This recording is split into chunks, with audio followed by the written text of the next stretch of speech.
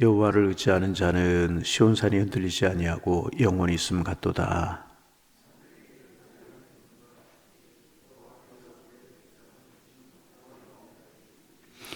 악인의 규가 의인들의 땅에서는 그 권세를 누리지 못하리니 이는 의인들로 하여금 죄악에 손을 대지 아니하게 함이로다.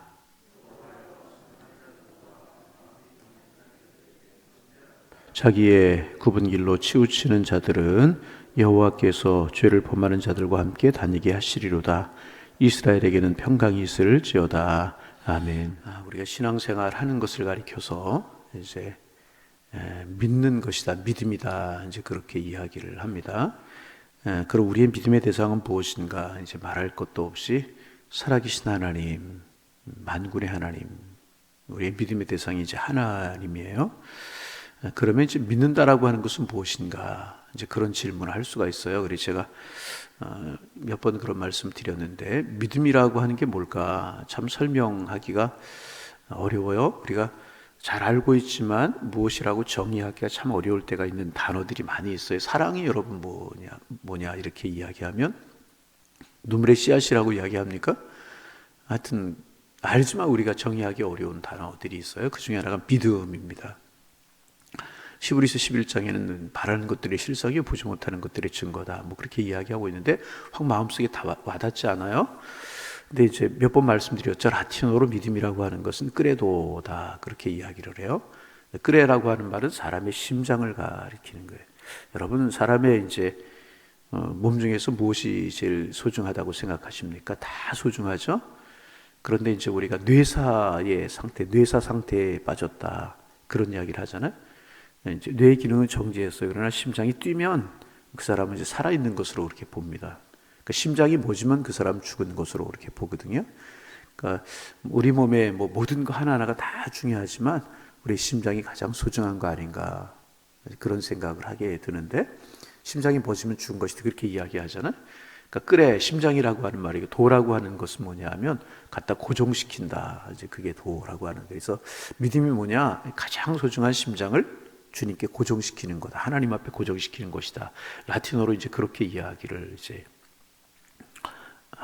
하고 있어요. 라틴어의 크레도라고 하는 말이 그런 말, 믿음이라고 하는 말이 크레도라고 하는 말인데, 나의 가장 소중한 거 우리 주님 앞에 고정시키는 것이 믿음이다, 그렇게 이야기를 할 수 있어요.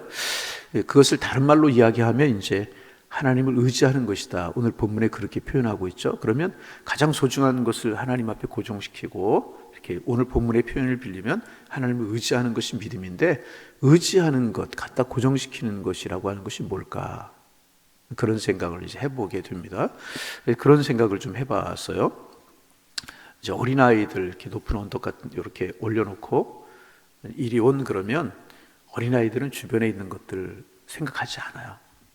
엄마 아빠가 오라고 그러면 그냥 뭐 떨어지는 게 있고 뭐가 있든 생각하지 않고 와락 안겨요, 엄마 아빠에게. 그런데 조금 이제 꾀가 생기고 좀 잘하면 엄마 얼굴 한번 쳐다보고, 앞에 한번 쳐다보고, 앞에 쳐다보고, 엄마 쳐다보고, 그러다가 그냥 자리에 앉아버리고 말아요. 여기서 우리가 믿음을 발견할 수 있는 것 아닌가? 의지한다, 의뢰한다라고 하는 것이 무엇인가? 라고 하는 것을 좀 알 수 있는 대목이 아닌가? 심장을 고정시킨다라고 하는 말을 발견할 수 있는 것이 아닌가? 믿음이라고 하는 것은 삶의 주변에 여러 가지 어려움이 있고 힘든 일들이 있지만 우리 주님 앞에 와락, 그 문제를 가지고 와락 주님 품에 안기고 주님 품에 나아가고 계산하지 않고 따지지 않고 그저 주님만을 의지하는 것, 그것이 여호와를 의지하는 것이고 그것이 믿음이다, 그렇게 이야기할 수 있는. 1절 여호와를 의지하는 자는 그랬잖아요. 여호와를 의지한다라고 할 때 어떤 게 여호와를 의지하는 것일까? 여호와를 의지한다라고 하는 것은 여호와 하나님을 믿는다는 말인 것인데 어떤 것을 말하는 것인가? 그런 것. 어린아이가 엄마 아빠에게 와락 안기듯이 위험한 일, 여러 가지 어려운 일, 아빠가 나를 살짝 피하면 어떡할까, 엄마가 나를 잘 받지 못하면 어떡할까, 그런 것이 아니라 와락 안기는 것. 그런 이야기가 있죠. 어느 집에서 불이 났어요. 불이 났는데 어른들은 이렇게 어떻게 하다 보니까 다 빠져나왔는데 아이가 빠져나오지 못하는 거예요. 그리고 연기가 나고 불이 타오르게 되는 거예요. 밖에서 이제 엄마 아빠 그걸 경황 중에 그냥 어떻게 하다 보니까 나왔는데, 나와서 보니까 아이가 없는 거예요. 나이가 없는 것을 이제 알고 부르는 거, 아이 누구야? 아무개야 불러요. 처음에는 이야기가 없더니 나중에 한참 부르니까 이제 아이가 대답을 하는 거예요. 엄마 나 여기 있어. 아빠 여기 있어. 그러다 보니까 이 불이 나니까 아이가 이제 2층 집인데 2층 꼭대기로 올라가는 거예요. 그 연기가 매캐하게 나는 거예요. 그러니까 이제 연기 때문에 엄마 아빠가 안 보이는 거, 아이가. 그래서 아빠, 엄마, 그래 아무개야. 아빠가 안 보여요. 근데 밑에 있는 아빠가 하는 이야기가, 너는 내가 잘 안 보일지 모르지만 나는 내가 보인다. 그러니 네가 뛰어내리면 내가 받아줄게. 엄마가 아빠 안 보이는데 어떻게 뛰어내려? 뛰어내리게만 내가 받아줄게. 내가 너를 보고 있어. 그 좀 이따 아이가 엄마 아빠가 보이지 않지만 엄마 아빠 목소리를 듣고 막 뛰어내렸어요. 그래서 아빠가 받아. 이게 믿음이 아닌가. 단순한 이야기지만 여러분, 우리 눈에 하나님이 안 보일 때가 있고 하나님이 안 느껴질 때가 있단 말이죠. 그렇다고 하나님이 안 계시는 것이 아니고 하나님이 우리를 사랑하지 아니하시는 것이 아니라는 거죠. 그러기에 주님 말씀 믿고 와락 주님 앞에 안기고 와락 주님 의지하는 그것이 믿음이라는 거예요. 여러분, 우리 마음속에 믿음 있습니까? 하나님께서 우리 마음속에 믿음 주시기를 소망합니다. 그저 주변 환경이 어떻고 내 여건이 어떻고 삶이 어떨지라도 그저 주님 약속의 말씀 붙들고 약속의 말씀 의지하고 와락 주님 앞에 안기고 주님 앞에 달려나가는 것이 믿음이라는 거죠. 여러분, 그런 한 해가 되시기를 바랍니다. 그러면 어떤 복을 하나님께서, 그렇게 믿음으로 여호와를 의지하는 사람에게 하나님께서 어떤 복을 주는가? 1절 말씀 다시 한번 읽어보실까요? 1절 읽어봅니다. 여호와를 의지하는 자는 시온산이 흔들리지 아니하고 영원히 입성한다. 이게 무엇인가? 예루살렘 있는 쪽을 가리켜 시온산이라고 그러거든요. 여러분, 산은요 흔들리는 법이 없어요. 지진이 나도 산은 웬만하면 흔들리지 않잖아요. 그렇게 시온산이 흔들리지 아니하고 영원히 서 있는 것처럼 흔들리지 아니하도록 하나님이 지켜주시겠다. 문제가 무엇인가? 흔들리는 게 문제잖아요. 삶의 여건이 문제가 아니라 내 믿음이 흔들리는 게 문제고, 내 삶이 흔들리는 게 문제고, 내 믿음 생활이 흔들리는 게 문제고, 내 신앙 생활이 흔들리는 게 문제잖아요. 그렇죠? 우리 세상에 힘들고 어려운 일이 있으면 내 마음이 흔들리고 내 신앙 생활이 흔들리고 그렇잖아요. 내 삶이 흔들리고. 그런데 그렇게 주님을 의지하는 와락 주님 앞에 안기는 그런 모습으로 신앙생활하면 하나님께서 우리를 지켜주시는데 어떻게 지켜주느냐? 흔들리지 아니하도록 지켜주신다는 거예요. 여러분, 항상 이 흔들리는 게 문제잖아요. 내 마음이 흔들리고 내 삶이 흔들리고 경제적으로 어려우면 내 삶이 흔들리잖아요. 그죠? 세상이 요란하면 내 삶이 흔들릴 수밖에 없는데 하나님께서 우리의 삶을 흔들리지 아니하고 굳건하게 지켜주시겠다. 2절에 그래서 산들이 예루살렘 두른 것 같이 여호와께서 그의 백성을 지금부터 영원까지. 왜 흔들리지 않느냐? 예루살렘 이렇게 좋은 곳에 위치하고 있는 거예요. 그래서 이렇게 산들이 예루살렘 이렇게 두는 것처럼 되어 있는 것 같아요. 그렇게 지정학적으로만 괜찮아도 비바람에 피해 이런 거 덜 경험할 수 있단 말이죠. 하나님이 그렇게 이렇게 바람막이 방패막이 되어서 딱 지켜주시기 때문에 세상이 요란하고 세상이 시끄럽고 여러 어렵고 복잡한 일이 있을지라도 하나님께서 이렇게 다 둘러주시고 지켜주시기 때문에 흔들리지 아니할 것이다. 전에도 한번 남산에 올라간 일이 있었어요. 그날 날씨가 굉장히 좋았던 것 같아요. 보니까 이렇게 청와대가 앞에 눈앞에 이렇게 가까이 보이는 것 같아요. 근데 뒤에 북악산입니까? 인왕산입니까? 쫙 펼쳐져 가지고 그 산 밑에 딱 이렇게 청와대가 있는 거예요. 그 앞으로 광화문 그쪽 쪽으로 쫙 터져 있고 그러면서 절에 저기에다 청와대를 정했구나 그런 생각 해본 적이 있어요? 풍수지리를 이야기하자라고 하는 건 아니지만은 그러면 비바람에 피해 이런 것들을 잘 막을 수 있단 말이죠. 위치적으로만 좋은 곳에 위치해도 그런데 만군의 여호와 살아계신 주님, 천지만물의 주인 되시는 하나님 우리를 둘러주시는데 무슨 염려가 있을까?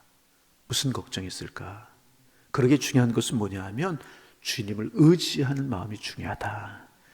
믿으면서 믿지 못하고 맡기면서 맡기지 못하고, 그죠? 안기는 것 같으면서 안기지 못하는 것이 문제지, 어린아이가 엄마 아빠에게 와락 안기듯이 내 마음에 가장 소중한 것을 주님 앞에 드리듯이 그렇게 주님을 의지하는 믿음으로 살아가면, 한마디로 말하면 주님이 우리를 책임져 주신다는 거예요.